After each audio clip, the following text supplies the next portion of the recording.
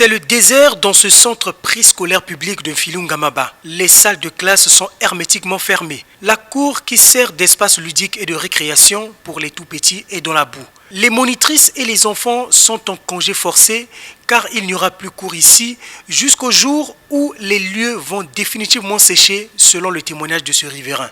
Quand il pleut, il n'y a pas moyen. Les enfants sont moins de 5 ans, 4 ans, 3 ans. Est-ce qu'un enfant de 3 ou 4 ans peut fréquenter dans ces conditions que vous voyez? Non. Qu'il pleut, vous voyez même les parcelles qui sont aux alentours sont inondées aussi. Au fil des temps, cette école devenue l'ombre d'elle-même s'est quasiment vidée de ses élèves réinscrits dans les écoles privées par leurs parents. Si l'eau fait 3 jours ici, ça veut dire que 3 jours, il n'y aura pas cours. Et même 4, parce que l'eau pour sécher, il y a des difficultés. Du coup, les parents ont changé d'établissement pour leurs enfants parce que dans ces conditions, les enfants ne peuvent pas étudier.